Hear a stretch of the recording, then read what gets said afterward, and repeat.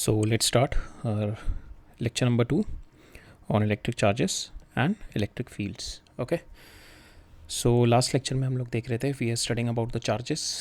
हम लोगों ने चार्जेस देखे. That is the fundamental property of a matter जिसकी वजह से हमारा इलेक्ट्रिकल और मैग्नेटिक जितने भी इंट्रैक्शंस आते हैं that is because of the disbalance of charges between the bodies.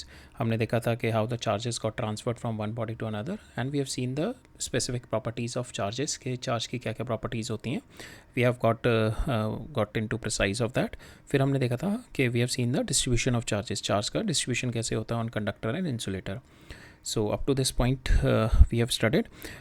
तो हमारी जो सबसे पहली observation हुई थी electrostatics की वो हुई थी कि when in Thales, when in 1600 BC, when he rub amber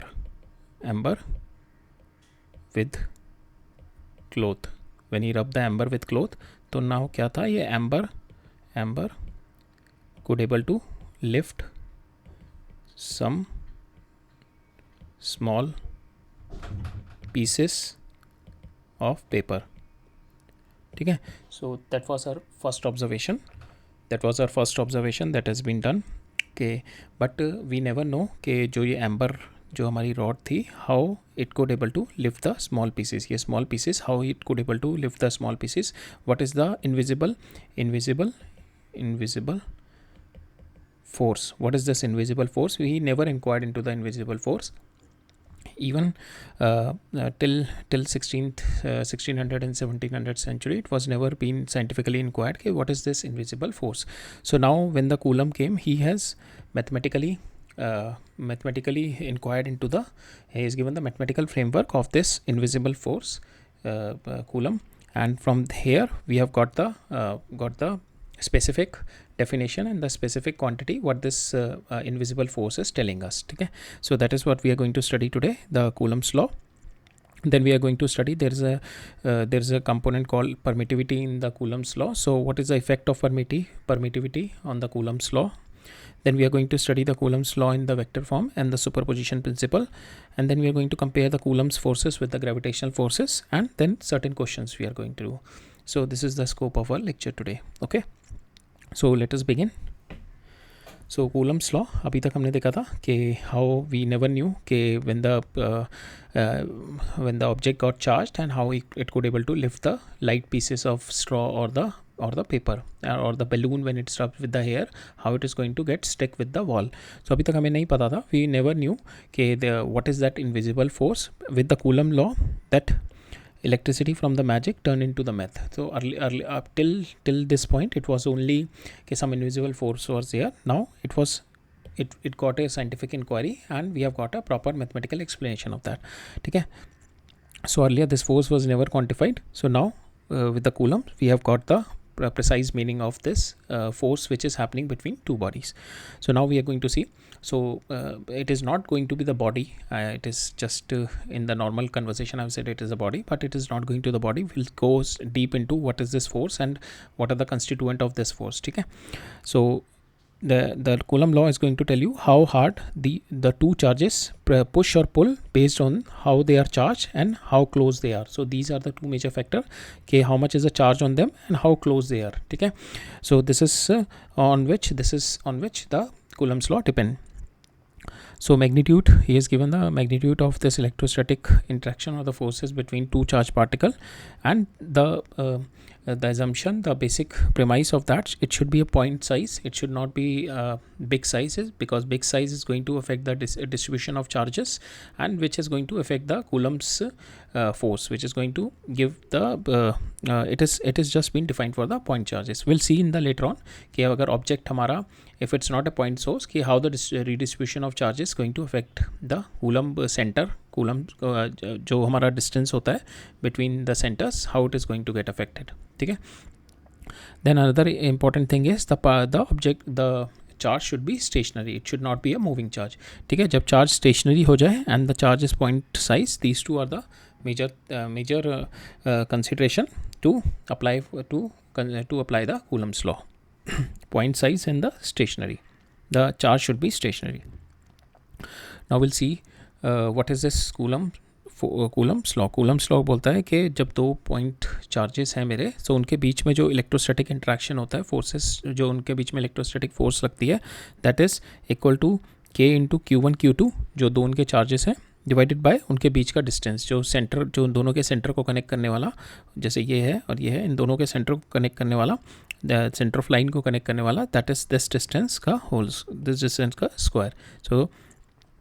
So K is my Coulomb's constant, which has been later find out 4 pi 1 by 4 pi epsilon naught. This 4 pi comes because the point charge is having the radial electric field. So because of this sphere for this spherical electric field, we have got this 4 pi, and the epsilon naught comes from the speed of light and the permeability that the Maxwell has been used, from where we have got this epsilon naught. So basically it is 1 divided by 4 pi epsilon naught, and this epsilon naught, the value of this comes out to be epsilon naught की value जो हमारे को, this is called a permittivity of a free space, which means कि how much electric field allowed to pass through the medium. ठीक है, अभी हमने electric field का कॉन्सेप्ट पढ़ा नहीं, but I give you the example, I give you the small gist of that. Suppose a charge is there, so हमने देखा था कि charge will create an aura around it. ठीक है, इसकी अपने अराउंड एक फील्ड क्रिएट कर देता है. ठीक है, ये अपने अराउंड एक फील्ड क्रिएट करता है, और जो उस फील्ड के इन्फ्लुएंस में आता है ना charge, so it will gate, so suppose this is field lines इसकी अवे हो रही है, सो इसके इन्फ्लुएंस में अगर मेरा चार्ज आएगा, so it will also be repelled, so that is this field that is going to be created by this charge is what we say what we call the electric field. अब क्या होता है कि अगर मेरा permittivity, if my permittivity is of vacuum, free space की permittivity है, then I can say all these electric lines of force will go. If the permittivity is of some other medium, तो क्या होता है उसमें some of the electric lines will pass through and some will not pass through. So अगर मेरा free space है and the vacuum is there, so all the electric line will pass through, that is the assumption of uh free space और the vacuum. But if some medium is there, so few amount of electric lines of force will pass through. So when the few amount of electric lines of force will pass through, it will reduce the force on the, because this electric field is like a medium between the object and the force being applied. ठीक है. In the next lecture, we are going to see how it is better to use the electric field rather than directly applying the forces, because Coulomb's law is having a problem when it applied as an action at a distance. So that's why we use electric field for the forces that for the forces on the objects, on the charges. So we'll use it and we'll study the concept of this electric field in the next lecture. तो next lecture में हम लोग इसको थोड़ा और detail में देखेंगे. अभी के लिए अभी आप ये देख के चलो कि अगर मेरा फ्री स्पेस है, तो फ्री स्पेस में से my all the electric lines of force will be pass. ठीक है, और अगर कोई मीडियम आ जाएगा, मीडियम में से it will pass through few lines of force. ठीक है, सारी इलेक्ट्रिक लाइन्स ऑफ फोर्स नहीं पास करेंगे.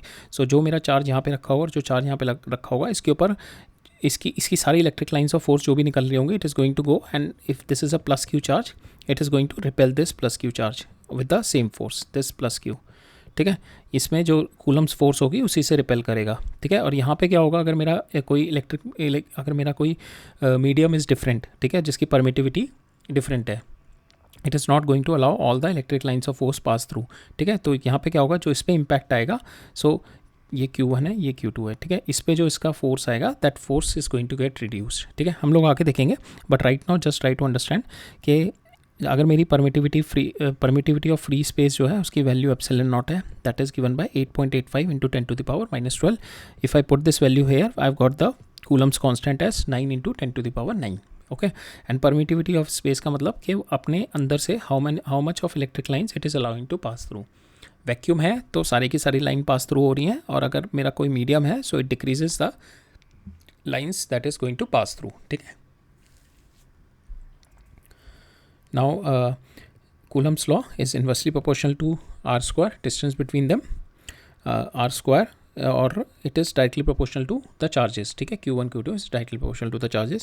If Q1 Q2 are opposite, they will attract. If Q1 Q2 are same charges, they will repel. ठीक है, so that is what the mathematical formula for the Coulomb force between the 2 point charges at a stationary position. ठीक है, they should be stationary.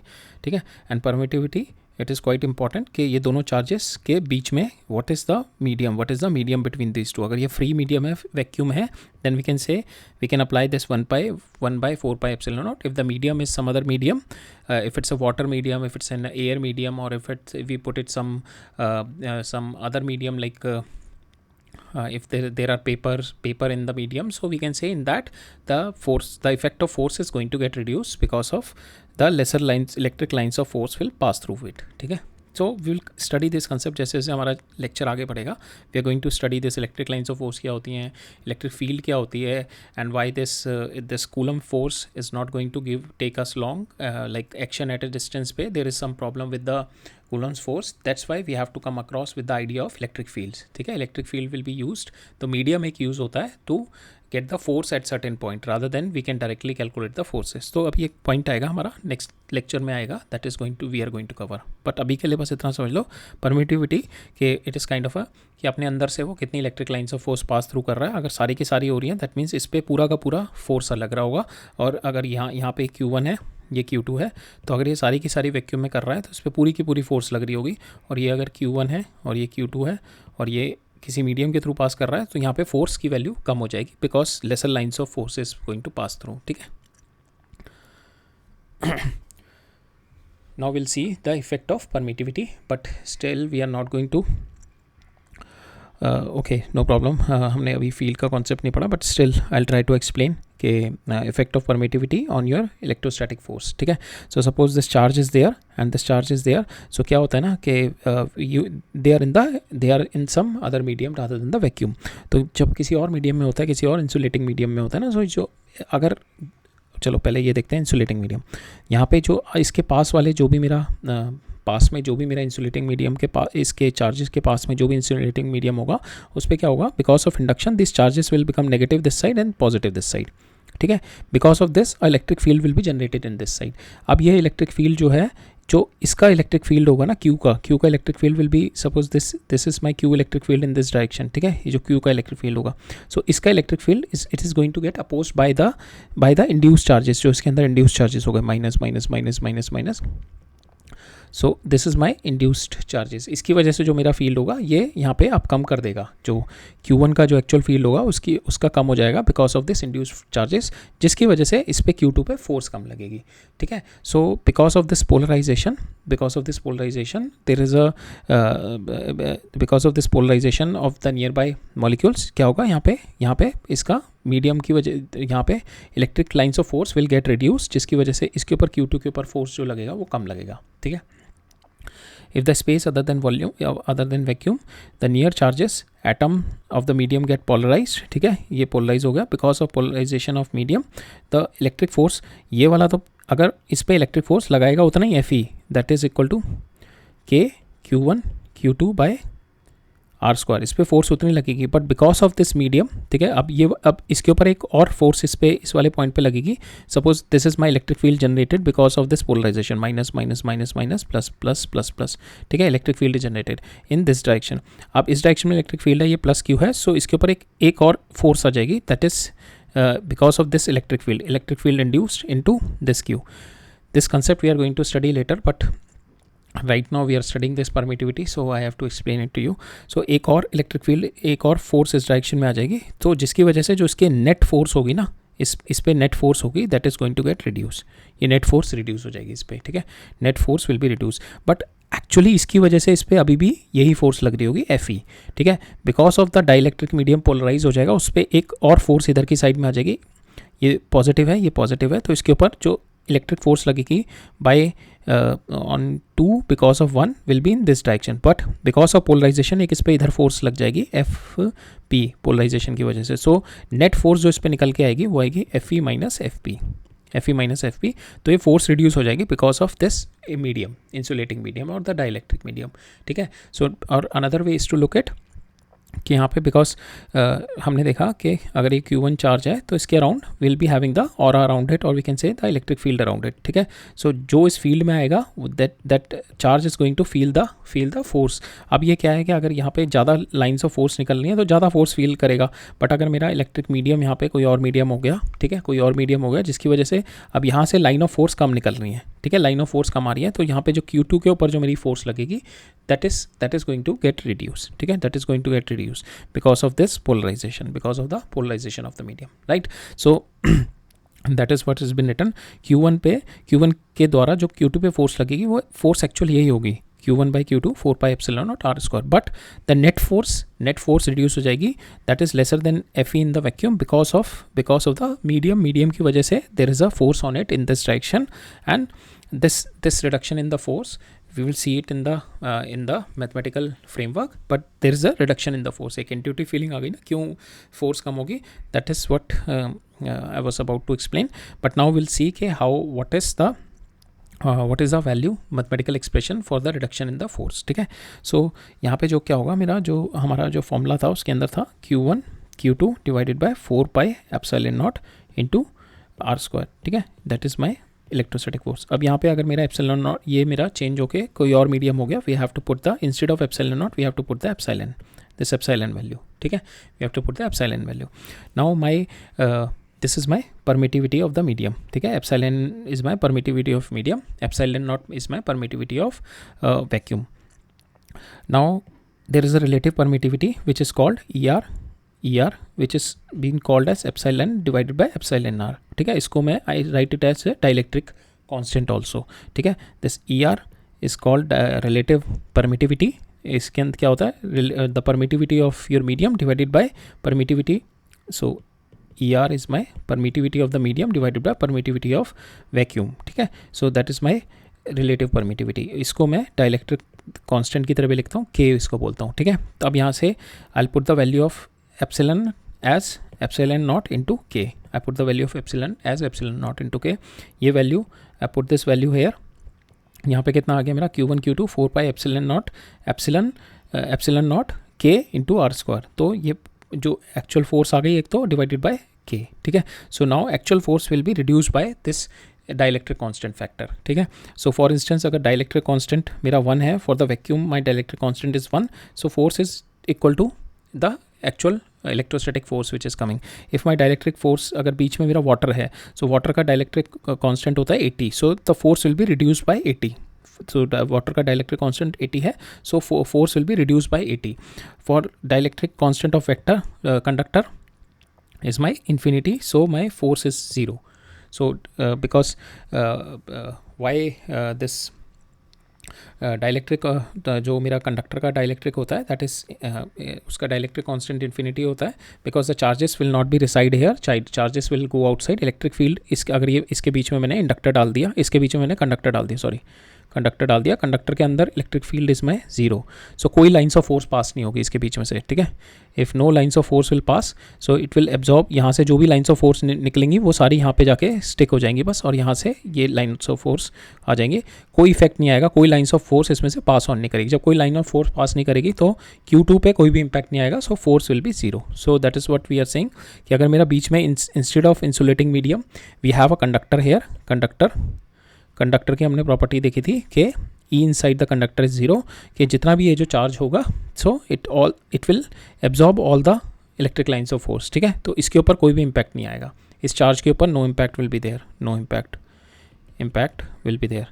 So because of this no impact on charge Q2 because of Q1 if there is a conductor in between, so we can say the force is 0. और other ways to look at कि मेरा जो conductor का मेरा dielectric constant होता है that is infinity. If you put the value here infinity, force comes out to be 0, ठीक है. और any other insulating medium such as मैंने वाटर डाल दिया इसके बीच में instead of vacuum, if you have water instead of vacuum, so now this is my water is there, so water की वजह से now the force electrostatic force will be reduce by that dielectric constant number. So 80 से reduce हो जाएगी इसकी force, ठीक है.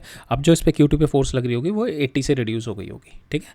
So that is what is the effect of permittivity on the electrostatic force. Actual force अभी भी उतना ही लग रहा होगा दोनों के ऊपर जो वैक्यूम वाला है, but because of my polarization of medium एक इसके ऊपर इधर की साइड में भी फोर्स आ जाएगा, जिसकी वजह से my net force is going to get reduce. और जो नेट फोर्स रिडक्शन आएगा that is a formula for that net force reduction, Fe/K dielectric constant जो भी उस मीडियम का है, ठीक है, right. So will move on to our next part. So next part में है we are going to go into the details of this Coulomb force होती क्या है, ठीक है. Coulomb force is an action reaction pair. So that means मेरी two charges हैं Q1 Q2. सो इसके ऊपर जो फोर्स लग रही होगी, force if this is 1 this is 2, force on 2 because of 1, और इसके ऊपर भी force on 1 because of 2. So this will be action reaction pair, equal and opposite forces होंगी, ठीक है. This will be equal and opposite forces. Okay, अगर इनके बीच में मीडियम भी है तब भी no problem, it will be equal and opposite forces इनके बीच. अगर ये किसी मीडियम में भी रखा है, सो इनके ऊपर net force will get reduce, net force will be reduced, but forces दोनों के ऊपर पेयर, एक एक्शन एंड रिएक्शन का पेयर होगा. It will be equal and opposite. It is conservative. So coulomb force is conservative and it is central force. Conservative का मतलब हो गया कि अगर मैं पॉइंट ए से पॉइंट बी तक लेके जा रहा हूँ in the suppose my this is अगर मेरा कूलम फोर्स है, अगर if I am doing a work against the coulomb force, it is going to increase the potential of that is what we have studied in the work energy power. कि if I do a work against conservative forces, it is going to increase my potential. So अगर मेरी conservative forces की direction ये है, if I am taking the object from here to here, ठीक है. अगर मैं चार्ज को यहाँ से यहाँ पे लेके जा रहा हूँ, सो this is having high potential, this is having low potential, ठीक है. सो whenever I do a work against the conservative forces, it is going to increase the potential. That is what we have studied. Second thing we have studied in the conservative forces, कि अगर मैं point A से point 2 के ऊपर लेके जा रहा हूँ, I can take it from any path, work done by all path will be same, ठीक है. वर्क डन सारे पाथ का सेम होगा. If I take it from any path, किसी भी पाथ से लेके जाऊँ, so work done going from 1 to 2 is same. So it just depend on initial and final position.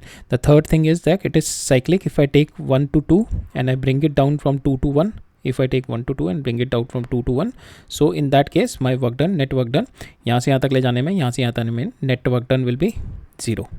So these are the properties of my conservative. So forces, so Coulomb force is also a conservative force, ठीक है. और एक और चीज़ देखी थी हमने, curl of conservative force is 0. So that means, so this divergence cross of this force is 0, ठीक है. conservative force is 0. So that is what we have seen, the curl of conservative force is 0, and this force is central का मतलब है it is towards the radial direction, ठीक है, towards the radial direction. So in the to central forces के लिए क्या होता है, r cross f is my 0, ठीक है. r is the radius, radial line, along the radial line जो भी distance होगा, cross f करूँगा मैं, so that will give me 0 because r is along the direction of f is along the direction of radial only. So अगर मैं r cross f कर रहा हूँ, that will give me the 0 if I am having the central forces, ठीक है. So central forces, it is always, so 2 particle हैं अगर मेरे, so the force will be always central, ठीक है, towards their center of line, ठीक है. ये जो लाइन है इसके सेंटर में होगी. अगर ये एक पार्टिकल ऐसे है तो force will be along this centre line, this line पे फोर्स लग रही होगी, ठीक है. अगर ये पॉजिटिव है, ये नेगेटिव है, सो लाइक दैट, ठीक है. So it will be along the line of centre, ठीक है. सो सेंट्रल, और इसका क्या होता है हमारे देखने का कि R, to check whether the force is central, R cross F करते हैं हम लोग. आर इज़ माई रेडियल, इसका we have a position vector, position vector का क्रॉस प्रोडक्ट अगर मैं करूँ with the force, if it's coming out to be 0, then I can say my force is central, ठीक है. और अगर मैं कर्ल करूँ फोर्स का, तो if it's comes out to be 0, cross product करूँ फोर्स का with the del vector, so in that case if it comes out to be 0, I can say my force is my conservative forces. So Coulomb force is both radial and central and the conservative forces, ठीक है. Now next is कि it valid for the point charges, ठीक है, and or where the separation is very very large with the size of the object, ठीक है. So why? Because if there is a big charge, it is going to affect the distribution of charges, ठीक है. So if it is always valid for the point charges, ठीक है, where this point charge is not going to affect the charges onto this. अगर मैं दो big objects ले लूँ, so इसके अंदर क्या होगा, suppose this is plus q and this is plus small q, तो इसकी वजह से अगर ये बड़ा है कि q is greater than q, so इसकी वजह से यहाँ पे it will get negative charges induce, ठीक है, नेगेटिव चार्जेस इंड्यूस, यहाँ पे पॉजिटिव चार्जेस इंड्यूस हो जाएंगे, ठीक है. सो और यहाँ पे it will be having positive charges, positive charges और यहाँ पे नेगेटिव चार्जेस, जिसकी वजह से इसका जो सेंटर है that is going to get shifted, ठीक है, that is going to get shifted because of the induce charges, ठीक है, because of the induce charges the my distribution, charge distribution got change.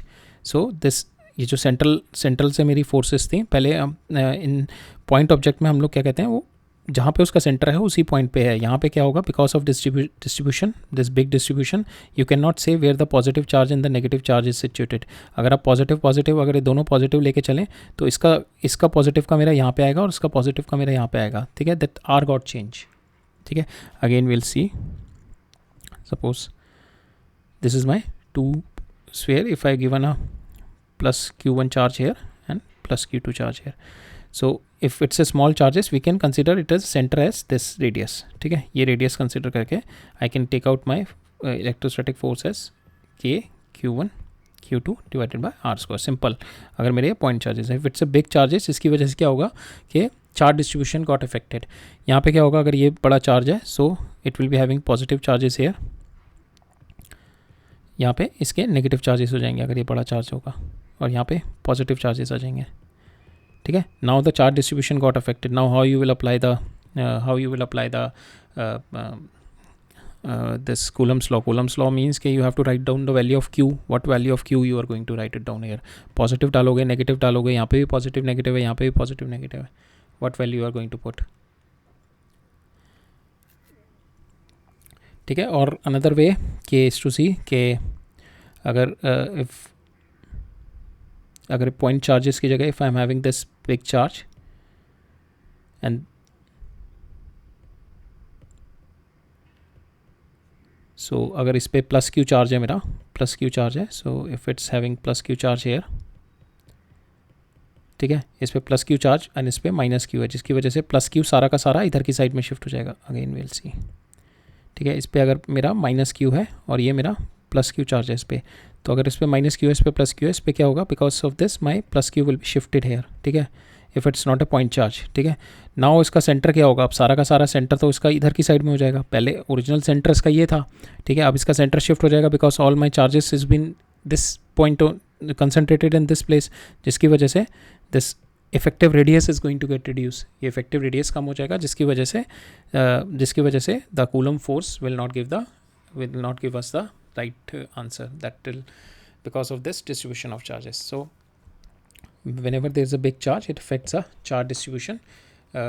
जब भी big body होती है it affects the charge distribution. So it is always valid for the point charges and where the separate, or we can consider अगर दो बड़ी bodies के बीच में if the separation between them is huge, ठीक है, तो then we can consider this and this as point charges because अब इनका अगर इनका कुछ चार्ज डिस्ट्रीब्यूशन डिफरेंट भी हो रहा है, वी कैन से कि जो डिफरेंस आएगा यहाँ पे, अगर ये यहाँ से यहाँ तक भी आ गया because but there is a huge difference between ये इन दोनों के बीच में आर बहुत बड़ा है, और चार्ज डिस्ट्रीब्यूशन की वजह से नेगेटिव पॉजिटिव में थोड़ा सा रेडियस भी अगर शिफ्ट हो गया मेरा, तो उसकी वजह से this R is not going to get affected because R is quite big. So in that cases also we can apply the coulomb force, ठीक है, when the separation is very large compared to the size of object. Now electric force between 2 point charges is independent of other charge but resultant force decreases. That we have seen कि electric force अगर दो मेरे point charges हैं, इसका जो force होगा 1 का 2 के ऊपर it will be same, चाहे वो किसी भी मीडियम में रखा है, बट अगर मेरा वो वैक्यूम में रखा है so it will come out to be Fe is equal to Q1 Q2 divided by R square, के Q1 Q2 divide by R square. But अगर किसी और मीडियम में रख दिया मैंने उसे, तो क्या होगा, फोर्स कम हो जाएगा बिकॉज ये जो मीडियम की वजह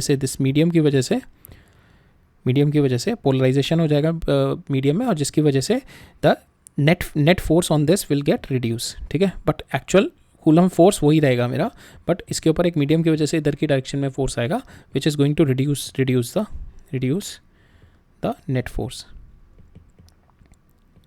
ठीक है. Later in the previous slide which we have seen, so it is just the explanation of that.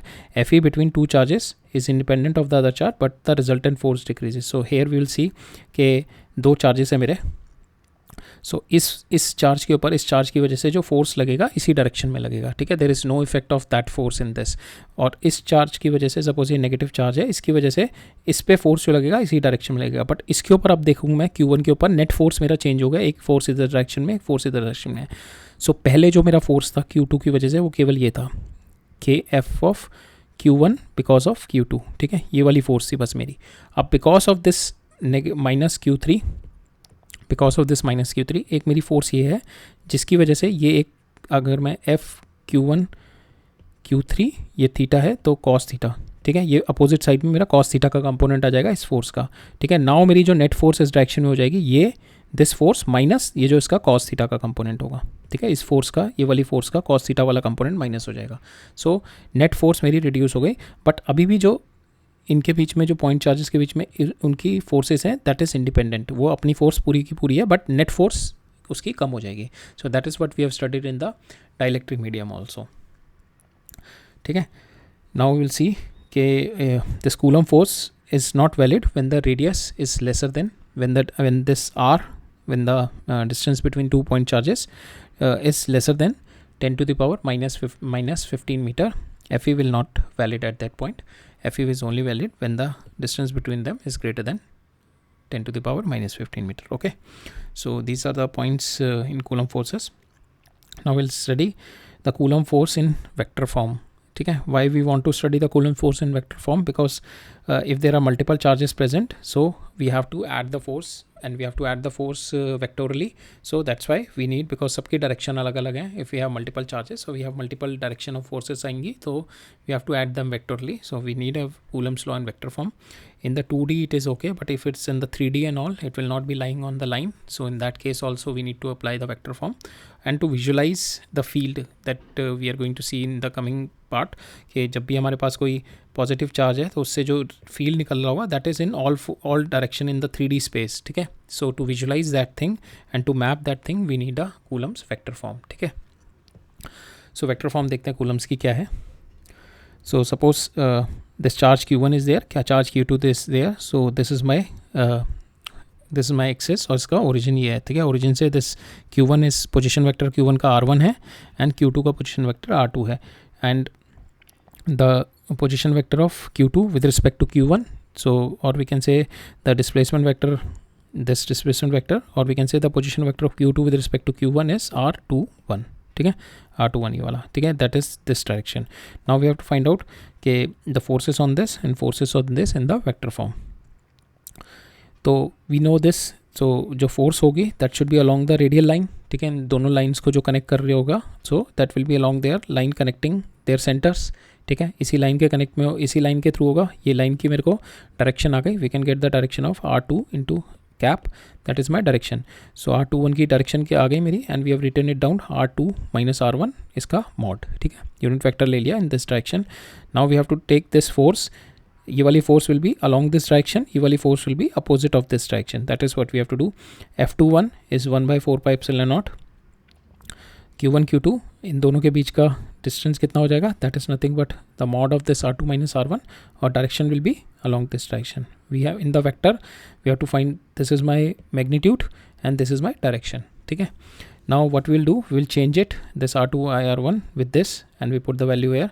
So this is my vector form of coulomb, ठीक है. F21 is 1/4 pi epsilon naught Q1 Q2 this to power 3 mod and R2 minus R1, ठीक है, because we have change this unit vector into this, ठीक है. इसको इसकी value उठा के मैंने यहाँ पे डाल दी and we have got this as a vector form of coulomb, ठीक है. और ये वाली कितनी होगी, दैट इज़ नथिंग बट कि इसमें मेरा that will B minus times of R1 हो जाए, माइनस इसके अपोजिट डायरेक्शन में होगा ना, ये डायरेक्शन मेरी यूनिट वेक्टर की ये है, ठीक है, इसके अपोजिट डायरेक्शन में होगा. It is nothing but the minus of this only, okay, this F12, right. Now we'll see the next concept, superposition principle.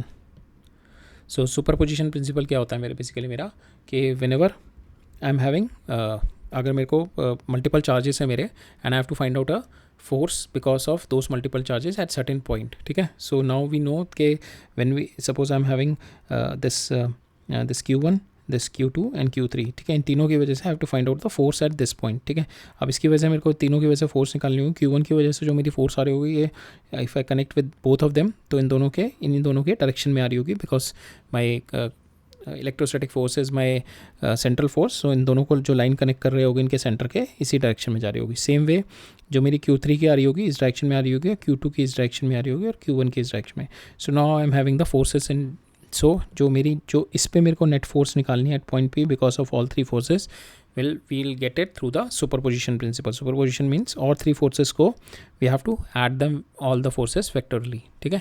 So that is what if the multiple charges are present we have to apply the superposition principle to calculate the effective force, to calculate the Fe on charge at this point जो भी मेरा ये Q0 charge लगा हुआ है.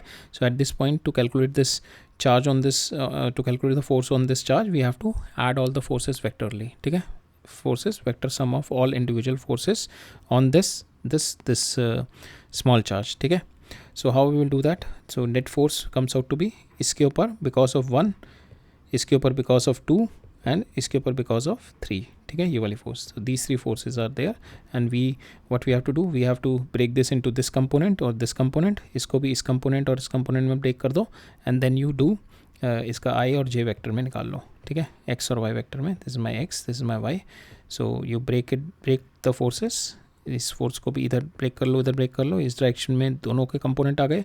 ये इसके component इधर आ गए और इसका F1 का कंपोनेंट इधर है. So we have got all the forces in X and Y. ठीक है. X एंड Y में फोर्सेस आ गई मेरी and then you can put them in I and J. Okay. So that is what you can do in superposition principle. Right.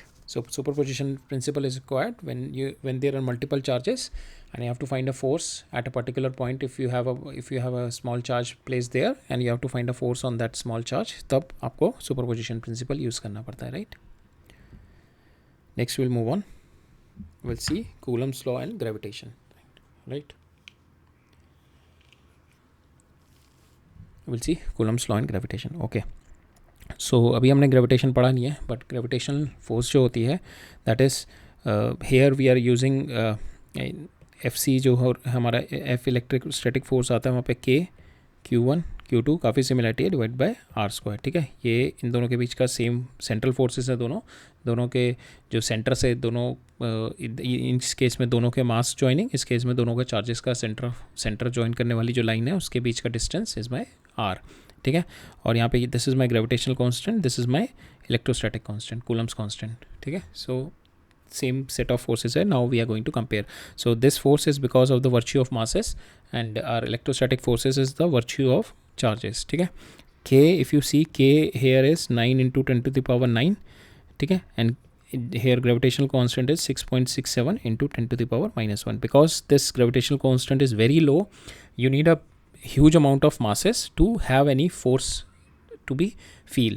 ठीक है. क्योंकि यहाँ पे ये G की वैल्यू इतनी कम है हमारी 10 to the power -11. तो आपके छोटे छोटे मासेस होंगे तो फोर्स जो दोनों के बीच में लग रही होगी दैट इज़ क्वाइट नेग्लिजिबल. वो इम्पैक्ट नहीं पता लगेगा. ठीक है. एटॉमिक स्केल पे अगर हम देखें एटॉमिक स्केल पे Fg will be negligible.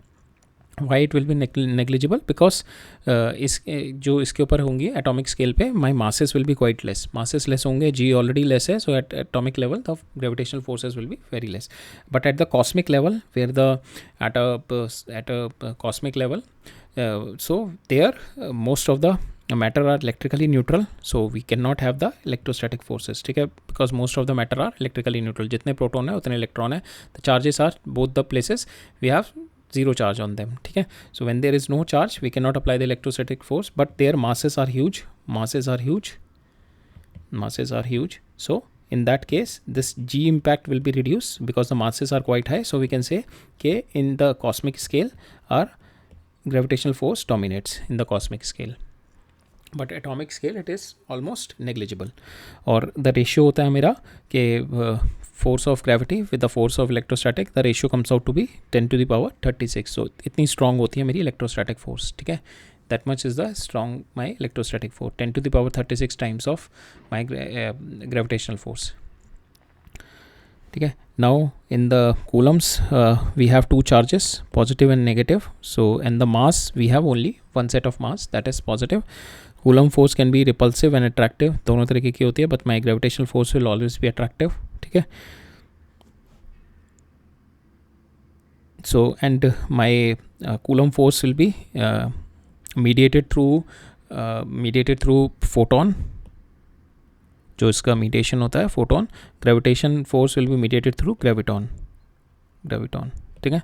So this we have studied in our first lecture when we have studied the physical word and the why physics वाला chapter जो था उसमें देखा था कि Coulomb force will be mediated through photon and the gravitational force will be mediated through graviton. So if we see K is very large than G, so because of that small charge, छोटे charges पे भी we have strong electrostatic force. So if we see 1 coulomb of charge separated by 2 metre distance, so we have 2.25 into 10 to the power 9 newton. Such a huge force we are having. But if we are having 1 kg mass instead of, so same quantity, same numeric value ले रहे हैं, 1 coulomb 1 kg, same distance between them 2 metre. इन दोनों के बीच में जो मेरी gravitational force आएगी वो 1.67 into 10 to the power -11. So it is super negligible force, not at all felt. और ये वाली force it is quite high. ठीक है, it is because the my this number is quite high. The Coulomb constant is quite high here, and here it is quite less, 6.67 into 10 to the power -11. But my gravitational forces, it is not at all useless forces, but it is negligible at a atomic scale, but at a cosmic scale, ठीक है, at a cosmic scale this will only dominates.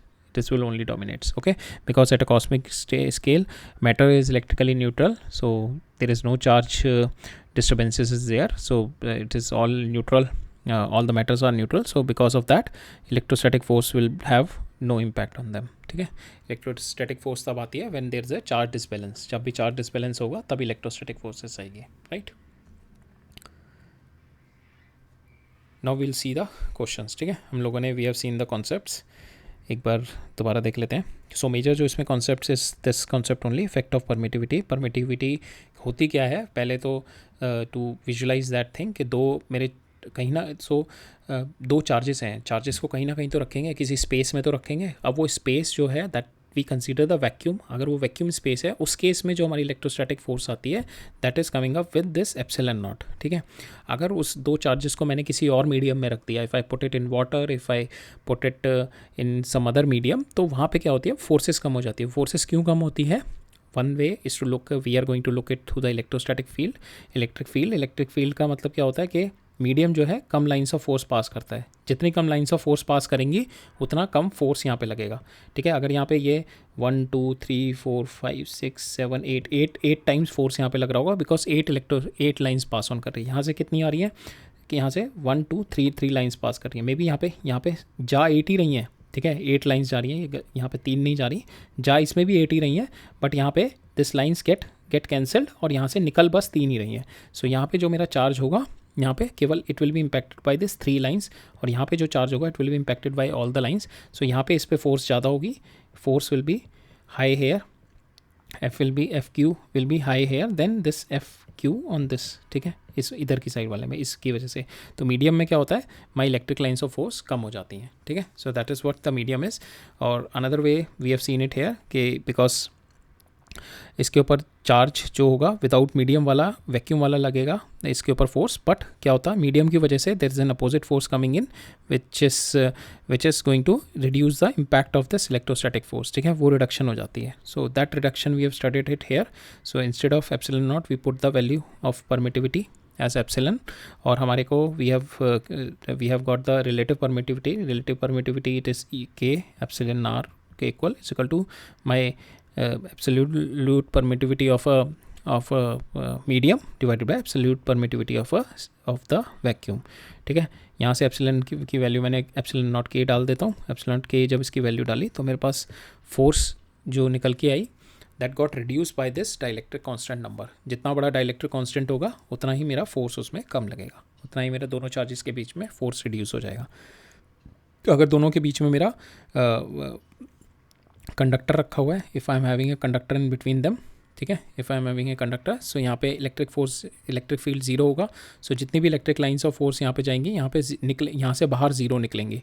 ठीक है, कोई electric lines of force नहीं निकलेंगी, तो इस पर कोई इम्पैक्ट नहीं आएगा. So that is also a case of Faraday cage भी इसी कॉन्सेप्ट के ऊपर है कि if you sit in a conductor, so whatever is the electric lines of force or whatever is the electricity it's been coming, it's been absorbed outside region of the conductor only, अंदर कुछ भी नहीं आएगा. So that is also the same concept of Faraday cage.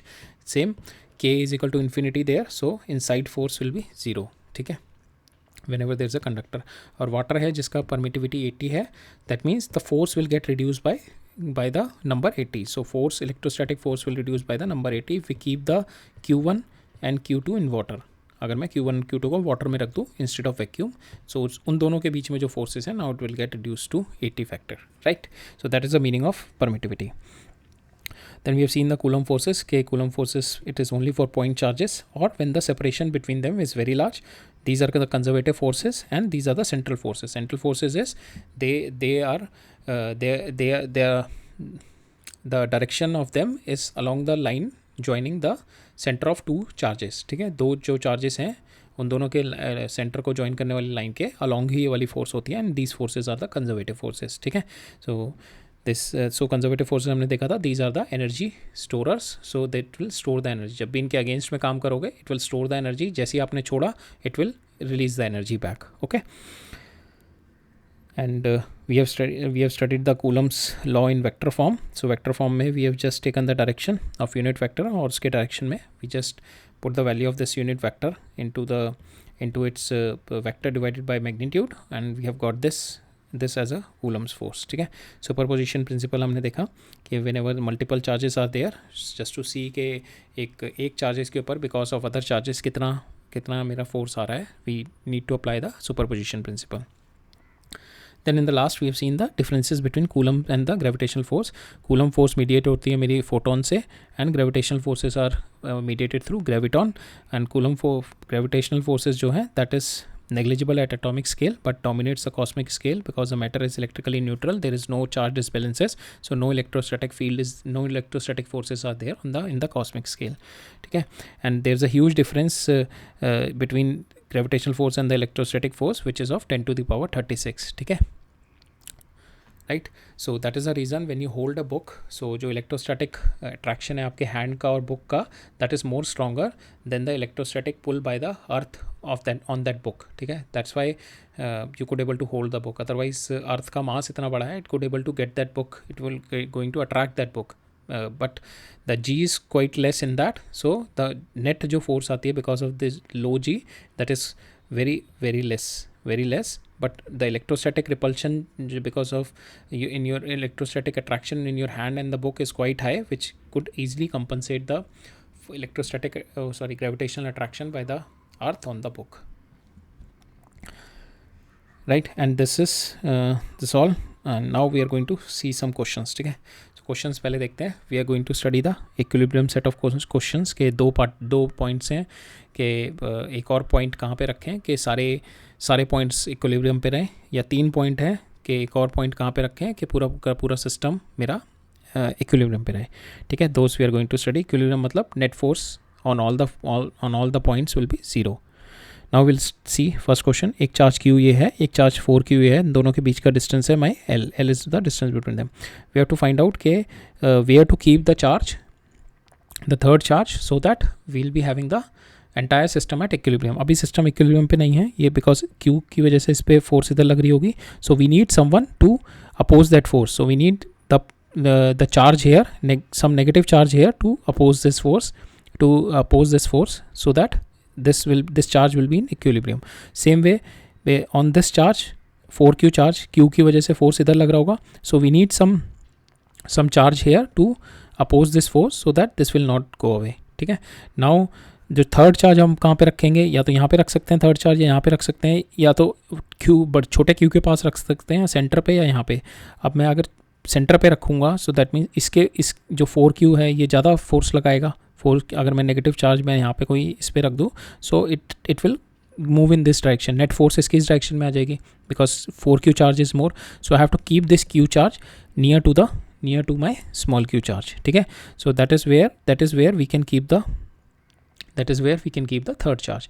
ठीक है, now keeping this charge will say it is at a distance x from here और L - x from the. So we have seen it, we have visualize it कहाँ पे रखना है. But if you just do mathematically इसको x मान लो और इसका distance यहाँ पे जहाँ पे रखा आपने और इसका L - x मान लो, so automatically you will get the value of x के वो कहाँ पे होगा. ठीक है, बट टू विजुलाइज इट हम लोग कहाँ पे रख सकते हैं, पहले तो देखना है हमारे को कि चार्ज शुड बी पॉजिटिव और नेगेटिव. पॉजिटिव चार्ज नहीं रख सकता बिकॉज ये ऑलरेडी इसकी वजह से इस पर रिपल्शन हो रहा होगा इधर, ठीक है। ये तो स्टेबल नहीं है, तो इसको स्टेबल करने के लिए इस फोर्स के इक्वल मेरे को कोई एक फोर्स इधर लगनी होगी जो ये इक्विलिब्रियम पे रहे। सो ये इक्वल अपोजिट फोर्स कब लगेगी, जब मैं कोई नेगेटिव चार्ज लूँगा। सेम वे इसके लिए भी मेरे को अपोजिट फोर्स इधर लगवानी पड़ेगी, तभी नेगेटिव चार्ज इधर चाहिए। सो नेगेटिव चार्ज तो चाहिए, वो इन दोनों के बीच में होना चाहिए। अब नेगेटिव चार्ज तो चाहिए, इन दोनों के बीच में होना चाहिए। अब इन दोनों के बीच में कहाँ पे हो, इस सेंटर पे हो, इसके पास हो, that we will see it कि अगर इसके पास हुआ तो इसके ऊपर नेट फोर्स इधर आएगा, तो सॉरी इसके पास हुआ तो बिकॉज नेगेटिव चार्ज है नेट फोर्स इधर आएगा, इस वाले इस स्मॉल जो मेरा माइनस क्यू चार्ज मैंने रखा हुआ इसके पास नेट फोर्स इधर आएगा, ठीक है। बिकॉज ये इसके एक तो 4Q के पास है, Q भी बड़ा है यहाँ पे, सो ये इसको अट्रैक्ट कर लेगा, तो ज़्यादा नेट फोर्स मेरा इसके पास आएगा। So this charge will not be at equilibrium, centre पे भी नहीं इक्विलिब्रियम पे होगा। So we need to place it somewhere near, so 4Q का भी इम्पैक्ट इस पर इतना आए जितना इस पर Q का इम्पैक्ट आए, ठीक है।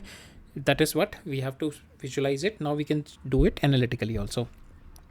So we put out charge 3 here, charge 3 rakha, so the force on the charge 3 because of 1 is equal to force on charge 3 because of 2. So that is what we have done for the equilibrium of this small charge. So 1/2 इन दोनों के बीच का distance कितना है x, और this one is L minus x. So putting the value of L and L minus x and equating this, we have got x comes out to be equal to L/3, ठीक है। x की value मेरी आ गई, it is near to this small charge, it is near L/3. Now will see the equilibrium of this और equilibrium of this, किसी दोनों का एक का इक्विलिब्रियम देख लेते हैं to find out the value of this charge की कितनी वैल्यू होगी। अभी तो मेरे को x मिला है, I need to find out the magnitude of this charge. तो मैं इसका देखता हूँ कि इक्विलिब्रियम, ये भी चार्ज इक्विलिब्रियम पे होना चाहिए, तो दैट मीन्स इसके 1 के ऊपर जो फोर्स लग रही होगी बिकॉज ऑफ दिस, ठीक है, और जो because of this minus Q एक फोर्स लग रही होगी इस डायरेक्शन में, these should be equal. So that is what we are going to apply. So force on 1 because of this 2, and force of 1 because of this 3 charge, ठीक है, because of this 3 charge is in this direction because negative है. So we just put it here, K Q into 4Q divided by इन दोनों के बीच का length L और K small q into so K Q into x square, ठीक है।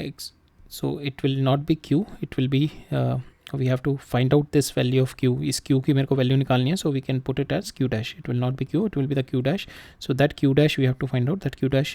So ये Q dash निकालना है, यहाँ पे x की value we just put the value here L/3, ये Q dash निकालना है, ये इससे cancel, and we got the value. We will get the value of this, इस पे because of this charge will be this one Q.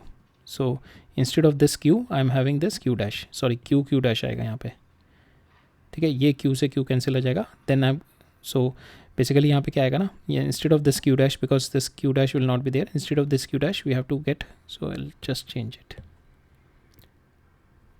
Q dash, ये जो मेरे को जो मेरा नेगेटिव चार्ज रखा है उसकी वैल्यू, सो K Q dash, तो यहाँ से मेरा इससे कैंसिल हो जाएगा, and from there we can get the value of Q dash, ठीक है। ये Q dash की वैल्यू आ जाएगी मेरी, this Q dash is my this 4Q/9 negative sign, ठीक है, after putting the value of this x as L/3, ठीक है। So then I'll get the value of Q, okay। another देखते हैं, यहाँ पे three points हैं मेरे which we kept at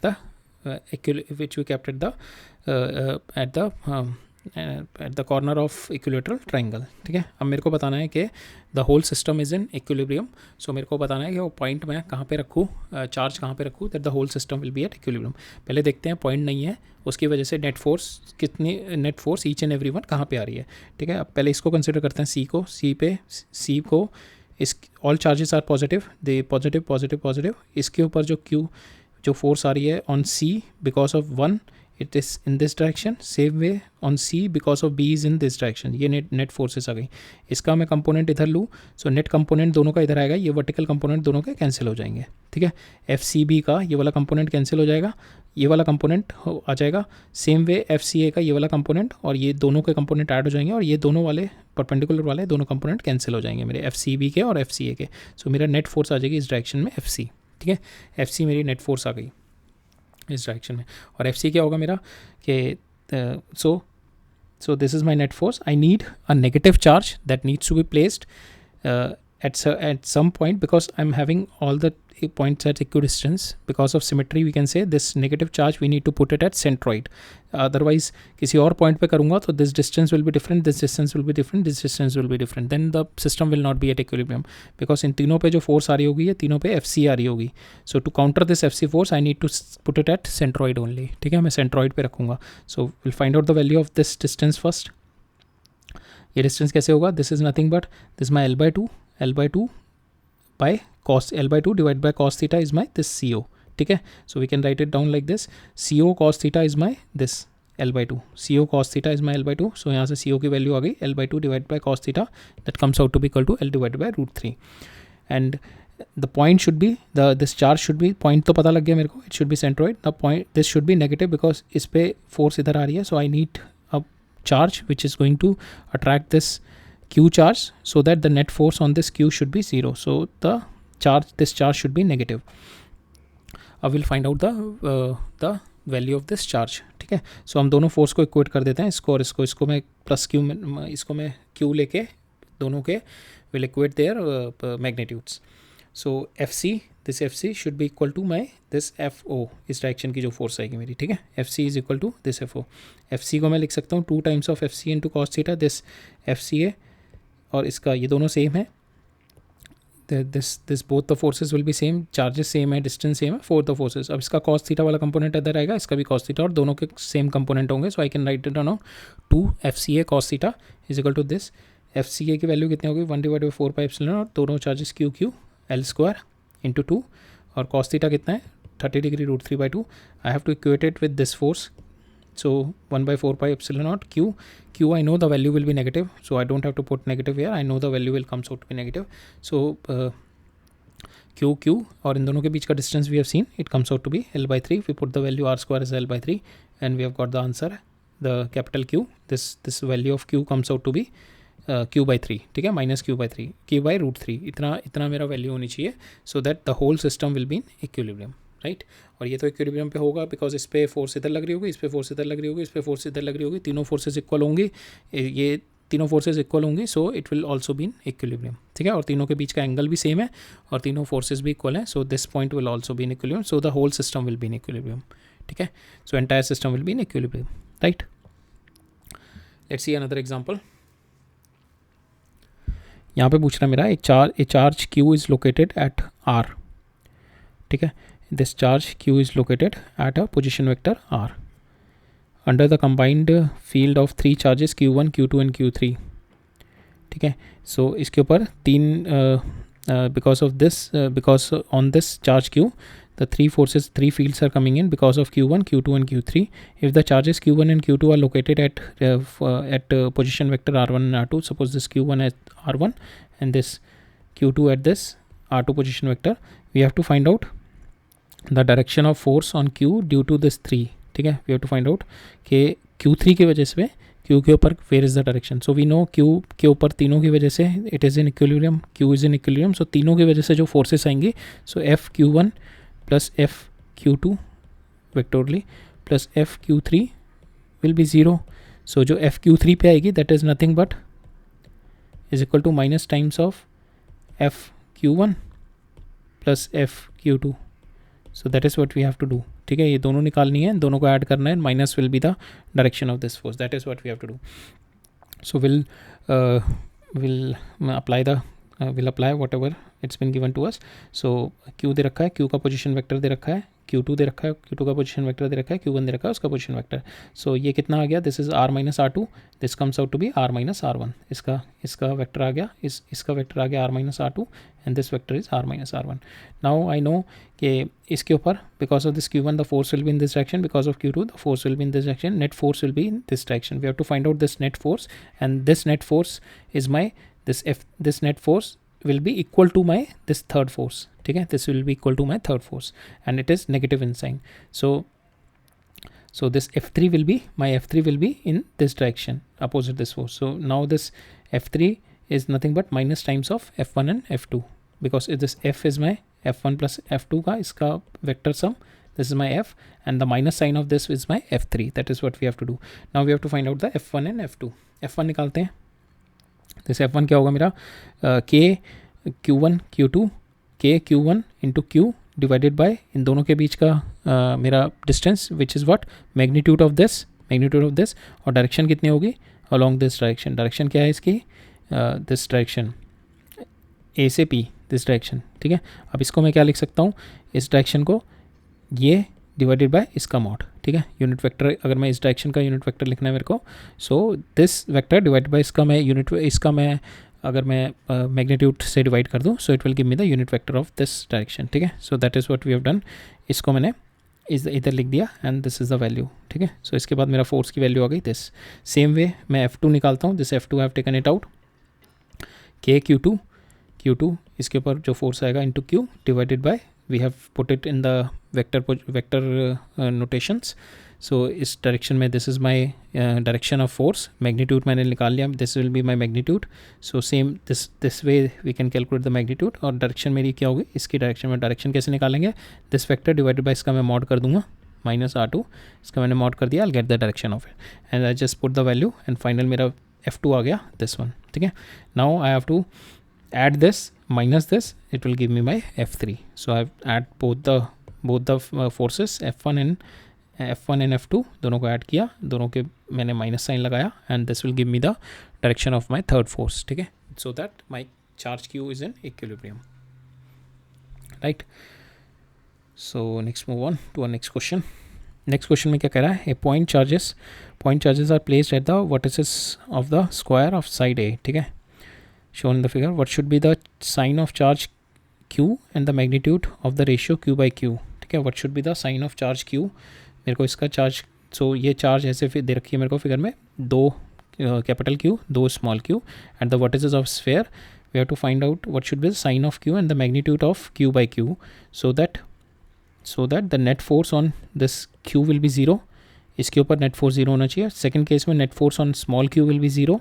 तब मेरे को इसका ये निकालना है, एक तो चार्ज इस पर कितना होगा और ये रेशियो निकालना है कि ये इस पर नेट फोर्स 0 हो मेरा, और या इस पर कोई भी एक कंसिडर कर लो। सेम वे सेकंड केस में क्या निकालना है, इस पर नेट फोर्स 0 हो, and we have to find out is it possible that the entire system could be in equilibrium और not. So these 3 things we have to find out. पहले देखते हैं नेट फोर्स ऑन Q के ऊपर अगर इसकी वजह से फोर्स कहाँ आ रही होगी, this will B this force, ठीक है। अगर ये दोनों मेरे पॉजिटिव हो जाएं तो इसकी वजह से इस पे फोर्स इधर आएगी, और इसकी वजह से नीचे इस वाले की वजह से इस पे फोर्स इधर आएगी, ठीक है। और इन तीनों की वजह से इस पे force it will never be 0, ठीक है। इस पर कोई इक्विवेलेंट फोर्स आएगी, इन नेट फोर्स आएगी इन दिस डायरेक्शन, ठीक है। So it will not be 0। So but we have to find out कि net force on Q is 0। So that means एक तो फोर्स इसकी वजह से Q आएगी, ठीक है, कोई, बिकॉज इसका जो Q होगा इसका भी सेम साइन Q ही होगा। सो इसकी वजह से फोर्स तो इस डायरेक्शन में आएगी, ठीक है, रिपेल करेगा। अब इसकी वजह से जो ये वाला चार्ज है और ये वाला चार्ज है, इसकी वजह से the force should be in this direction ने, इसका साइन जो होगा that should be opposite the sign of this Q, ठीक है। सो इसके अपोजिट साइन होना चाहिए, Q से अपोजिट। अगर Q पॉजिटिव है सो Q शुड बी नेगेटिव, ठीक है। अगर कैपिटल Q पॉजिटिव है so small q should be negative, तभी मेरा इसको बैलेंस कर पाएगा ना इस फोर्सेस को। सो इस बिकॉज एक फोर्स तो मेरी नेट फोर्स ये इस बिकॉज ऑफ दिस Q ये वाली फोर्स तो आई गई। अब इस फोर्स को बैलेंस करने के लिए I need some force in this direction. वो फोर्स कब आएगी, इन दोनों फोर्सेस के रिजल्टेंट की वजह से, this force and this force. So इसके ऊपर जो मेरा चार्ज होगा that should be opposite of the charge on this, ठीक है, इससे अपोजिट चार्ज होना चाहिए। Then so we have got the forces like this, net resultant force ही आएगा, that this resultant force will be equal to my F3। Then I can say the charge Q will be in equilibrium. So that is what we have to see. Okay, my sign should be opposite and F3 should be equal to my this F12, then the net force on Q will be 0. So now we have to equate the magnitude. Sign मेरे को पता लग गया opposite होना चाहिए, now we equate the magnitudes. So इसके ऊपर forces आ गई मेरी, K ये वाली force को दोनों को equate करेंगे, K Q इन दोनों के ऊपर, this will be my √2a, so we can write it down, √2a whole square, K Q square इन दोनों के बीच की forces, this one and this one, K Q1 Q2 दोनों Q हैं, दोनों के बीच का distance is equal to K this force Q और इसका मैग्नीट्यूड कितना होगा इसका इस डायरेक्शन में, it will B √2 times of F, ठीक है। ये दोनों सेम ही, ये दोनों के बीच में एंगल सेम होगा ना। So we can say it is F2 cos 45, F1 cos 45, तो 2 इंटू F cos 45 क्या होगा, 1, ये cos 45 इज़ 1/√2, सो √2 से ये कैंसिल, सो √2f आ जाएगा, so that is what we have written it down, √2 numeric एक ले लिया, दिस के नहीं होगा यहाँ पे, के ये रहा already, k root two q q this q into q जो इसका रिजल्टेंट फोर्स के F12 आएगा डिवाइड बाय ए स्क्वायर, इन दोनों के बीच का डिस्टेंस, ठीक है। सो यहाँ से k cancel, I have got the value of q by q is my 1 divided by root two, ठीक है, that is my value. And q sign should be opposite, ठीक है, क्यू के साइन अपोजिट होंगे और मेरा मॉड वैल्यू आ जाएगा 1 divided by root two, ठीक है। One thing is this, and q की वैल्यू यहाँ से कितनी आ गई, minus times of q times q by two root two, because negative sign of q होना चाहिए, और यहाँ पे जो मैग्नीट्यूड आया है that is q by q का, this is this 1 by root two है, so I just multiply it by minus q, we have got the value of Q as this, ठीक है। सो क्यू की यहाँ से मेरी वैल्यू आ गई। अब सेकेंड केस में मेरे को निकालना है जब क्यू मेरा जीरो हो, इस पर नेट फोर्स मेरी जीरो हो, ठीक है। अब इस पर नेट फोर्स जीरो निकालते हैं। अगर इस पर मेरा एक तो इसकी वजह से नेट फोर्स आएगी, इसकी वजह से नेट फोर्स इस डायरेक्शन में आ रही है, सो इन दोनों की वजह से दिस कैपिटल क्यू की वजह से the force should be in this direction, then only it will get balance, ठीक है। So that means this q and q again, this capital q and small q should be again of opposite side only, ठीक है। Opposite sign होंगे तभी ये मेरी net force, opposite sign होंगे तभी मेरी नेट फोर्स इस डायरेक्शन में आएगी, ठीक है। नाउ विल अगेन अप्लाई के resultant of these two forces will equate it, this will equate it to this. So F3 कितनी है मेरी, this is my distance, this is root 2 a, so k q square divided by root 2 a का हो जाएगा 2 into a square। अब इन दोनों के बीच में कितनी आएगी, root 2 k this q capital q small q divided by इन दोनों के बीच का a स्क्वायर। यहाँ से मेरा q बाई क्यू, k से k कैंसिल, सो a से a कैंसिल हो जाएगा, सो q बाई क्यू आया मेरा 2 root 2, so that is again q की वैल्यू यहाँ से कितनी आई, q की वैल्यू यहाँ से आ गई कैपिटल क्यू 2 रूट 2। अब यहाँ से because the q is coming out to be different in both the cases, ठीक है, so then we can say the system can not be in equilibrium because q is coming out in इसको अगर मेरे को equilibrium पे रखना है, I need to have different q. अगर मेरे को क्यू को इक्विलिब्रियम में रखना है, so this is my value of q, so in both the cases I'm having different value of q, so I can say we cannot put the whole system in equilibrium, okay, we cannot put the whole system in equilibrium, entire system cannot be in equilibrium, cannot be in electrostatic equilibrium, right? Next we'll move on. Okay, ये question देखते हैं। इस question में क्या कह रहा है, two identical ball each having the density rho, okay, are suspended from the common point by two insulating string of equal length, ठीक है। सो दो बॉल्स हैं, it is been hanged and both the balls of equal mass और charge, दोनों को एक same charge दिया हुआ है, सेम मास दिया हुआ है, so because of same charge it get deflected, so at this point they are in equilibrium, each string makes an angle theta with the vertical, ठीक है, and this equilibrium they make an angle theta with the vertical. Now both the balls are immersed into the liquid, ठीक है। अब दोनों balls को liquid में immerse कर दिया, लिक्विड में इमर्स करने से क्या होगा, इसके ऊपर एक बॉयंट फोर्स आ जाएगी एफ पी, ठीक है। तो इसका नेट वेट जो होगा नीचे, so that will be net weight जो होगा इसका, that will comes out to be m g minus this f b, और एफ बी क्या होता है मेरा, it is nothing but density of water, density of liquid, so density of liquid दे रखा है rho, density of liquid into volume displaced, volume क्या है, पूरा इसका वॉल्यूम हो जाएगा पूरे बॉल का, वॉल्यूम डिस्प्लेस्ड इनटू जी, और ये एम जी कितना होता है मेरा, डेंसिटी ऑफ बॉल, बॉल का डेंसिटी कितनी दे रखी है मेरे को, this one, this density of ball rho into v into g, ठीक है, ये आ जाएगी। तो यहाँ पे सेकंड केस में क्या होगा, मेरा एक बॉयंट फोर्स आ जाएगी जिसकी वजह से मेरा नेट वेट जो होगा वो डिक्रीज हो जाएगा by this buoyant force. First case में क्या होगा, नेट वेट मेरा mg होगा, so that is the link that we are having in both the cases, that is we are going to apply. And हमारे को क्या दिया हुआ है कि थीटा चेंज नहीं हो रहा, ठीक है, दो mg इज चेंजिंग तो थीटा चेंज नहीं हो रहा है, and we have to find out the dielectric constant of the liquid, ठीक है। मेरे को k की वैल्यू निकालनी है, k की वैल्यू निकालनी है, दैट मीन्स कि जब मैं इसमें डाल रहा हूँ किसी मीडियम में इन लिक्विड में, so this f will also get decrease ना, f e will also get decrease, वो कितना डिक्रीज हुआ होगा, जो इनिशियल एफ होगा डिवाइडेड बाय के, ठीक है, जो इनिशियल एफ होगा divided by k, we have seen it in देखा था ना हमने, permittivity because of dielectric lines of force reduce हो जाएंगी, फोर्स उस पर कम हो जाएगा, वो कितना कम होगा, divided bye the factor of the dielectric, ठीक है। सो ये वाली फोर्स कम हो जाएगी मेरी, जिसकी वजह से थीटा मेरा मेंटेन रहेगा, theta will not be reduce, ठीक है। नाउ विल अप्लाई, बिकॉज इस डायरेक्शन में भी रिडक्शन हो रहा है और इस डायरेक्शन में भी रिडक्शन हो रहा है, सो दोनों में रिडक्शन हो रहा है, so but theta is maintain, okay. Now will see the first case. First case में क्या है मेरा, टेंशन इस डायरेक्शन में, mg इस डायरेक्शन में, और इलेक्ट्रोस्टैटिक फोर्स इस डायरेक्शन में है when it is in vacuum.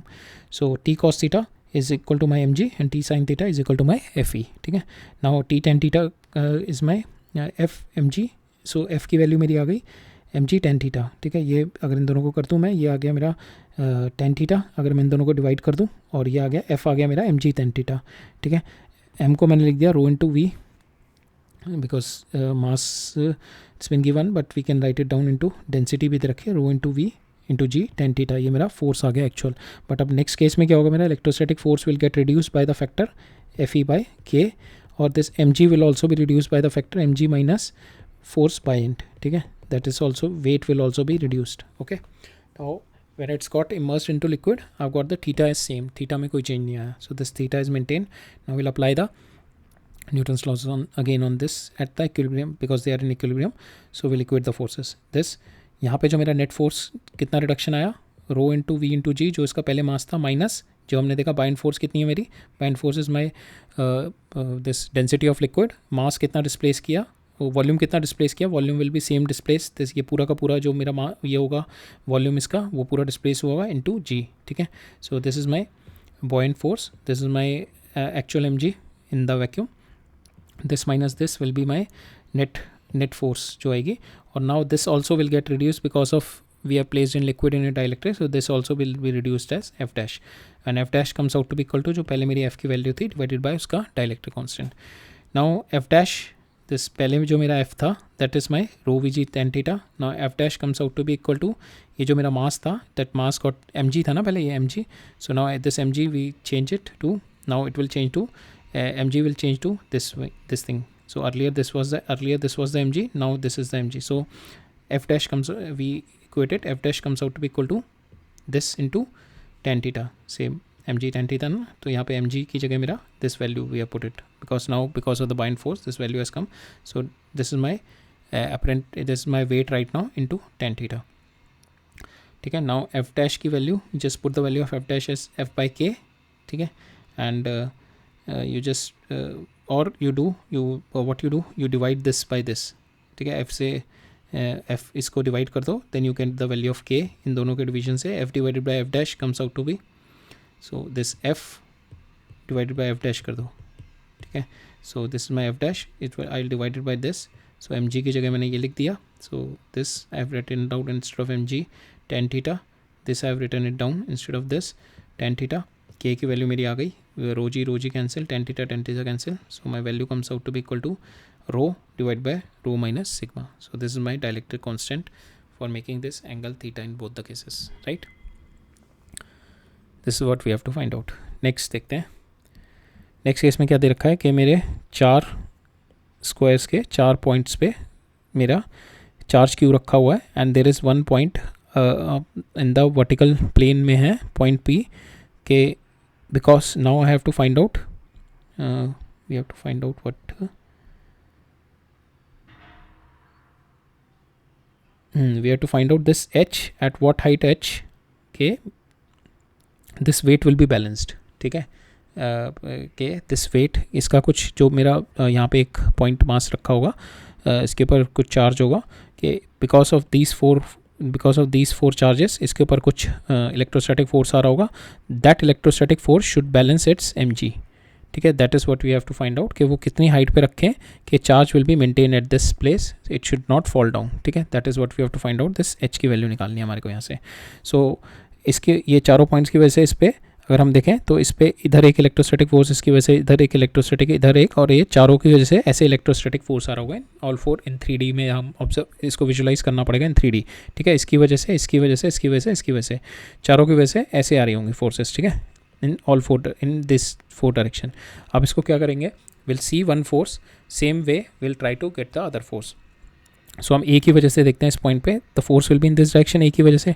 अगर मैं ए को ऐसे फ्रंट व्यू से देखूँ, सो ए की वजह से इस पे फोर्स इस डायरेक्शन में, ये एच हो गया, ये हो गया F sine theta, F cos theta.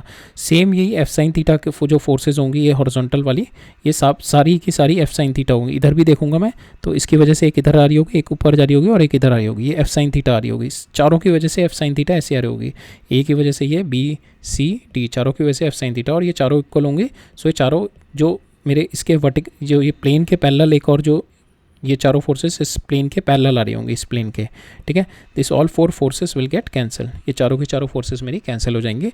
Only component which is left is this F cos theta, और ये चारों का एफ कॉस थीटा बचेगा, चारों का f cos theta that will get add up, ठीक है। So now my force will be 4f cos theta, so that is going to balance my mg, that is going to balance my mg, right? So my 4f cos theta की value मैंने ये डाल दी, h divide by h square plus l square by 2, so this is my l by root 2, और ये h हो गया, and this we have to find it out, so this we have put it across, और cos theta हमने निकाला, this is my theta, so cos theta comes out to be this divided by this, so cos theta we have put the value, so sorry, this is my theta, so this is theta, so cos theta will be this divided by this, so h divided by this value, ठीक है। so cos theta की value डाल दी, and from here h is the only unknown factor and you can calculate the value of h from here, right? so this question was just to visualize कि आप अगर ऐसे 4 point रखे हुए हैं और इस पर आपको फोर्स निकालनी है, तो चारों की वजह से the forces will come in this way, और इन चारों के अगर कंपोनेंट लगेंगे ना, तो बिकॉज ऑफ सिमेट्री एक साइड के कंपोनेंट चारों सेम आएंगे and it will get cancel, ठीक है। ये चारों कैंसिल हो जाएंगे, बट एक वर्टिकल डायरेक्शन में चारों का सेम रहेगा, ठीक है। वर्टिकल डायरेक्शन के चारों के कंपोनेंट मेरे ऐड अप हो जाएंगे, ठीक है, because of symmetry. Next question देखते हैं। A thin fixed ring of radius a, ठीक है, has a positive charge q, ठीक है, इस पर पॉजिटिव चार्ज दिया हुआ है मैंने, it's uniformly distributed over it, uniform distribution है, and a particle of mass m having a negative charge q is placed on the axis of the axis at a distance x, so यहाँ से यहाँ तक axis पे a negative charge q is been placed here, and x is very much lesser than a, so it is, we can say it is quite near, ठीक है। so this x is very much, this ring is very big and this point is very much near, ठीक है। show that the motion of the negatively charged is approximately simple harmonic, so simple harmonic इसी case में ही होगा हमारा, ठीक है, we'll see that, and calculate the time period of oscillation, ठीक है, we have to find out the time period of oscillation। time period क्या होता है oscillation का, that is 2 pi by omega, that is my time period, and we put the value of omega as 2 pi root m by k, ठीक है, that is my time period, and this k is nothing but my we have not studied the SHM, just absorb this formula for right now, because right now there is no point of explaining it, but हम will study the SHM, जब पढ़ेंगे तब आपको और clear हो जाएगा, but right now just absorb this formula. Time period हमें पता है, that is nothing but by 2 pi by my angular velocity, और यहाँ पे एंगुलर वेलोसिटी जो होती है that is we write it by this m by k, sorry root k by m, ठीक है, that is my angular velocity, so I just put the value of angular velocity k by m, और k क्या होता है यहाँ पे, it is nothing but my k, मेरे को for any I have to prove that any particle is doing the SHM, I have to find out के अगर मैं इसको यहाँ से यहाँ पे पुश कराऊँ तो इसके ऊपर एक रिस्टोरिंग फोर्स लगनी चाहिए, that restoring force is nothing but it varies like this -kx, ठीक है। अगर फॉर इंस्टेंस दिस पॉजिटिव है ना, और ये नेगेटिव पार्टिकल को अगर मैं इधर की साइड को पुश करूँगा, सो ऑब्वियसली इस पॉजिटिव की वजह से नेगेटिव पे इधर फोर्स आएगी। अब ये जो रिस्टोरिंग फोर्स है that should very like -kx, then in that case I can say this k is by nothing but this k is this in that case we can say this we can this in this we have to put this force which is coming in this direction, we have to put it in this manner -kx, ठीक है, इस manner में रख रहा हूँ, then I can say the particle is doing SHM, in that case the particle is doing SHM। अगर मेरी force ऐसे आ गई, ठीक है, इसके ऊपर जो मेरा पार्टिकल है ये क्यों, अगर मेरी इसकी फोर्स ऐसे आ गई -kx की टर्म्स में, x की -k टाइम्स x की टर्म्स में, I can say then it is doing the SHM। इसके बाद k की वैल्यू I just put the value here from that force equation and I can get the value of my time period. Now will find out the, actually we have to find out the forces on this right now, ठीक है। Now in this case my charge is distributed, अभी तक हमने जो Coulomb's force लगाए थे that we apply it on the point charges, so we can not apply the coulomb force directly here, we have to consider a point charge, और इस point charge के basis पे देन we can apply the coulomb फोर्स जो कि ऐसे आएगी, क्योंकि ये पॉइंट चार्ज मैंने dq कंसिडर कर लिया, ये मेरा नेगेटिव q चार्ज है, तो इसके ऊपर coulomb force because of this because of this D Q will come in this direction. अब इस फोर्स के दो कंपोनेंट होंगे, एक इधर एक इधर. अब बिकॉज ऑफ सिमेट्री एक डी क्यू मेरा नीचे भी होगा. ठीक है, ये जो मेरा नीचे वाला डी क्यू होगा इसकी वजह से फोर्सेज मेरे इस डायरेक्शन में आएंगे, और again this and this will be there. So ये वाले जो कंपोनेंट होंगे मेरे वर्टिकल वाले, दैट विल गेट कैंसल. जो भी मेरी नेट फोर्स आएगी will be in this direction. ठीक है, जितने भी पूरी स्प्रिंग पूरी रिंग की वजह से मेरी फोर्स आएगी that will be in this direction only. And now we just have to integrate that thing. Okay, so for small d q small d f निकालते हैं. So small d f will be for this small d q के times d q small d q into q. ये radius सब में same रहेगा, सारे q की वजह से the radius will not be changing. ठीक है, this r will always be same. ठीक है, डायमेट्रिकली अपोजिट की वजह से ये वाली साइन मेरी डी एफ साइन थीटा वाली कैंसिल हो जाएगी. अगर मैं इसके थ्रू देखूँ तो इसके ऊपर फोर्स इधर आएगी, सो ये वाली कैंसिल हो जाएगी. यहाँ पे ये वाली फोर्स थी, ये वाली ऊपर आएगी, और दोनों की जो ये वाली डायरेक्शन की आएगी that will get add up, ये वाली एड अप हो जाएंगे. ठीक है, d sine theta component will get cancel only along the AO इस डायरेक्शन में will add up all for a whole ring. So df integration of this force into cos theta. ठीक है, minus sign will be because of this q. So minus 1 divided by 4 pi epsilon naught k. यहाँ पे जो मेरा जो which we have to integrate is nothing but only this dq को integrate करूँगा. So total dq add up होके मेरे nothing but it will give me q. k is not a sorry. So this cos theta की value मैंने उठा. So this cos theta we just put the value of cos theta. Cos theta is my this x divided by this r की value कितनी है मेरी x square plus a square. ठीक है, x square plus a square. So r की value पहले मैंने डाल दी a square plus x square, और यहाँ पे cos थीटा की वैल्यू डाल दी x divided by a square plus x square का वैल्यू आ जाएगी यहाँ पे √3/2. Now this equation is not a SHM equation, this equation is a oscillatory equation but not a simple harmonic. Simple harmonic के लिए I need the force. ये जो force आ रही है मेरी, this force should be in k minus k x. Minus तो है मेरे पास, I have to get this k. So now it's been given कि मेरे पास ए की value is very much greater than a. So if I take the a square common here, so this will be x square by a square. So this terms comes out to be equal to 0. ये 0 आ गई, then I can say my whole terms will be reduced to this. So 1 minus 1 by 4 pi epsilon naught q capital Q small q x divided by a cube. ठीक है, because my a square if I take it common into 3/2, so 2 से 2 cancel, ये नीचे a cube रह जाएगा बस. ठीक है, now this equation is my same as f is equal to minus kx, जो मेरी SHM की इक्वेशन होती है. so this value is my k. ठीक है, ये वैल्यू मेरी k की आ गई. I just put the value of k here. k की वैल्यू मैंने डाली 2 pi root m by k की वैल्यू डाली, and I've got the value of this. Okay, this is what it's been. We have to find it out. Okay,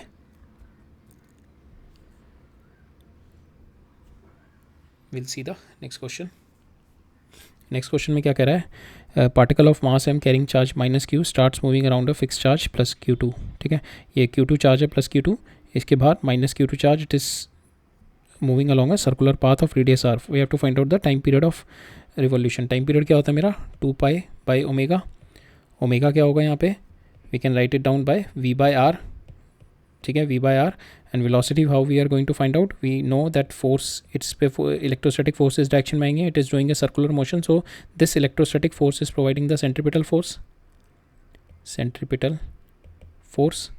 So now this Fe we'll equate it with nv square by r. यहाँ से v निकाल लूँगा, v can find out and we put the value of v here and we can easily get the value of time period. So what we have done, centripetal force provided the circular motion, and this centripetal force कौन provide कर रहा है, it is nothing but my Fe. We have seen centripetal force is not any separate force, it is just the force in the direction of centripetal acceleration towards the center. ठीक है, so यहाँ पे कौन सी force है जो provide कर रही है, that is nothing but my Fe. So 1 divided by 4 pi epsilon naught q1 q2 r square is equal to mv square by r. ठीक है, so now what we'll do, this we cancel this and we find out the value of v की value मेरी आ गई. we just put the value of v here and get the value of time period. okay, next question देखते हैं. इसमें क्या कह रहा है, a copper atom consist of copper nucleus surrounded by 29 electrons. Okay, the atomic weight of copper is been given 63.8 gram per mole. Let us now take 2 pieces of copper and each weighing 10 gram. ठीक है, 1 electron from one piece we will be transferred to another for every 1000 atoms in a piece. So what we have done, हमने 2 copper के pieces लिए, उनको रगड़ना शुरू किया, and because of the friction 1 electron got transferred with 1000 atoms. ठीक है, अब we have to find out कि कितने एटम्स हैं उसमें फर्स्ट. ठीक है, एक कॉपर के बार में 10 ग्राम के बार में कितने एटम्स हैं उसमें. We can get it from Avogadro number कि उसमें कितने एटम्स हैं, और उसको डिवाइड बाय 1000 कर देंगे. That will give us the value of charge कितना ट्रांसफ़र हो रहा है. ठीक है, और वैल्यू ऑफ चार्ज ट्रांसफर करेंगे, उसको मल्टीप्लाई बाय इलेक्ट्रॉन के चार्ज से कर देंगे. इतना इलेक्ट्रॉन ट्रांसफर हो रहा है, multiply by 1 charge on electron, that will give me the total charge. ठीक है, टोटल चार्ज आ जाएगा वहाँ से. From there we can find out then what will the coulomb force भी वहाँ से निकाल लेंगे. अगर चार्ज आ गया we can get the coulomb force also. तो लेट्स स्टार्ट. चार्ज ट्रांसफर हमारे को दे रखा है 1 इलेक्ट्रॉन पर 1000 atom. So total number of atoms निकालते हैं पहले. एक मोल में मेरे इतने एटम्स होते हैं 6.023, that is my Avogadro number. एक मोल में इतने होते हैं, और एक मोल ऑफ गैस ले लो या मेटल ले लो, उसके अंदर उसका मॉलिकुलर वेट होता है. सो वन मोल में इतना वेट है. I have to find out कि इतने वेट में कितने एटम्स होंगे. सो 1 मोल में मेरा 63.5 है. सो 1 ग्राम में कितने मोल हो गए, 1 डिवाइड बाई 63.5, और 10 ग्राम में कितने हो गए, इंटू 10 कर दूंगा मैं इसे. ठीक है, दिस इंटू इतने इंटू इतने मोल्स हो गए मेरे. ठीक है, this is the moles I am having 10 gram में. Now this moles we multiply by Avogadro number. ठीक है, so this will give me the total number of atoms. Total number of particles मेरे आ जाएंगे, total number of particle in my 10 gram. ठीक है, उसको मैं इस टोटल को डिवाइड बाय 1000 कर दूंगा. That is going to give me के कितना इलेक्ट्रॉन ट्रांसफर हो रहा है, और उसको मैं मल्टीप्लाई बाय 1.6 इंटू 10⁻⁻19 कर दूंगा. That is going to give me कि चार्ज कितना ट्रांसफर हो रहा है. ठीक है, तो that is what we have to do.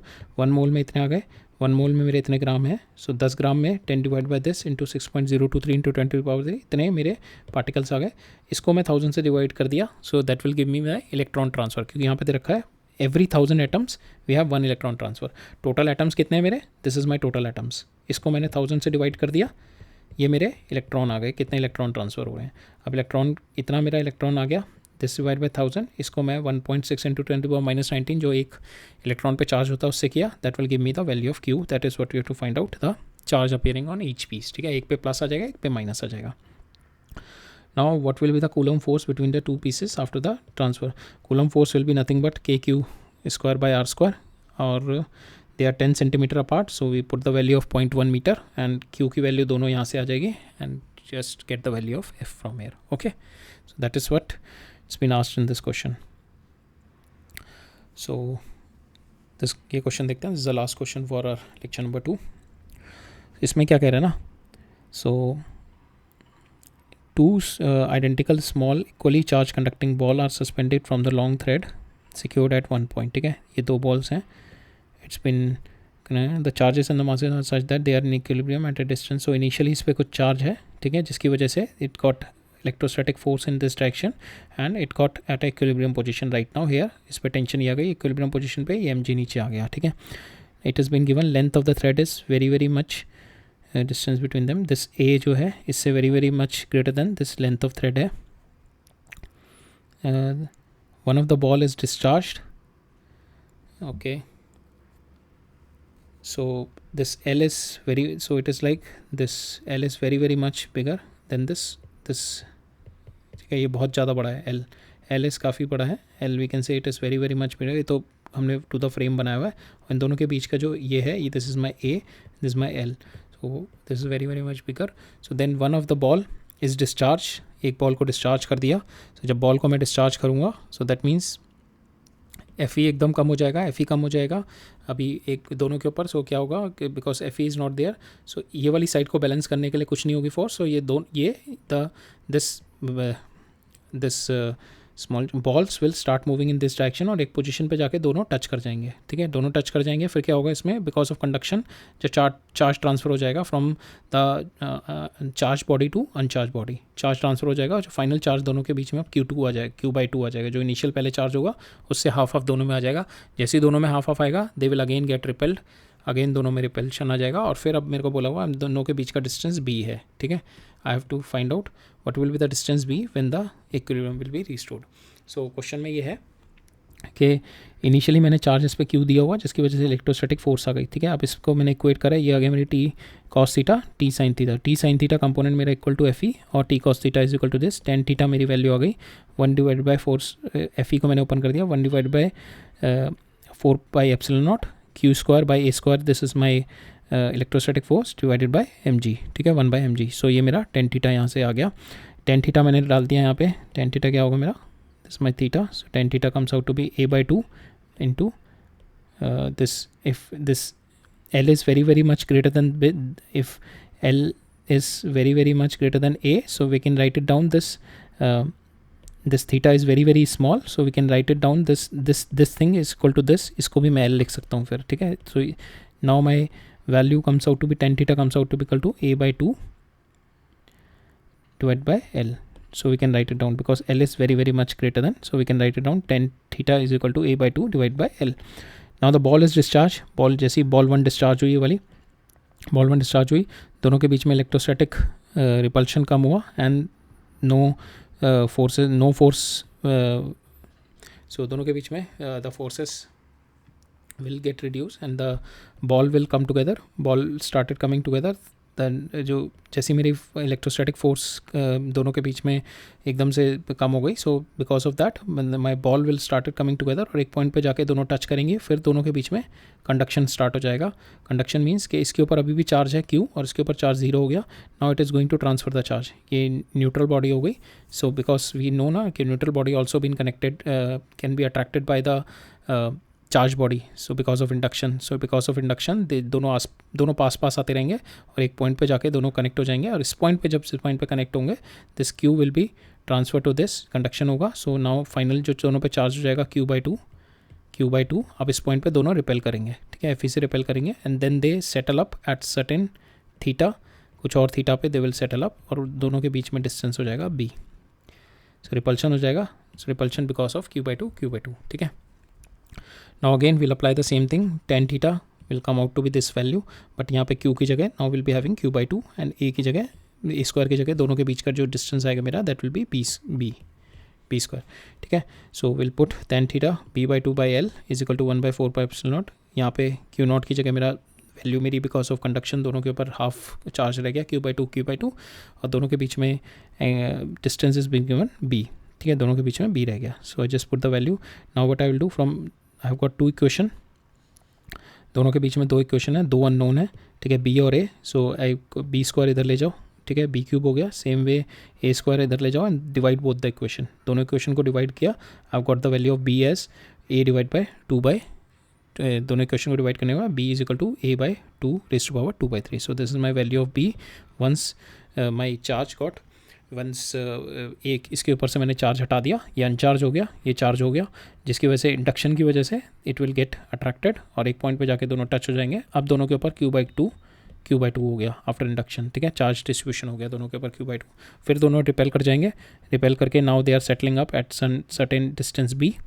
अब जो डिस्टेंस b आया, b comes out to be equal to a divide by 2 raised to power 3, ठीक है, that is my b, so that was suppose to be find in this question, right. So basically इसमें जो concept यही था कि because of induction they will come across and फिर then conduction की वजह से दोनों के चार्ज ट्रांसफ़र हो जाएगा, ठीक है। So that's all for today, that's all for today in the lecture number 2. So we have seen the Coulomb's law, we have seen the effect of Coulomb's law, हमने देखा कि how those invisible forces which we have never got inquired got some mathematical formulation, कुछ mathematical formulation मिल गया, we have got some form, we have seen some formula into that, so we can apply it, we can generalize this for some charges and which has been kept at certain distance. In that Coulomb's law we have one physical quantity which is called permittivity. So we have seen the effect of permittivity on the forces. So because if we keep the charges in different medium, that because of these charges the medium got polarized, and because of that polarization opposite electric field will be generated. Because of that it will reduce the effect of charges, one charge on the other, which will reduce the effect of force, ठीक है, net effect of force कम हो जाता है, but individually अभी भी F ही रहता है, बट नेट कम हो जाएगा because of now the electric field, because of that polarization, because of polarization new electric field will be generated that is opposing the actual field that we are having, जिसकी वजह से electric lines of forces भी कम हो जाती हैं, that we have scene.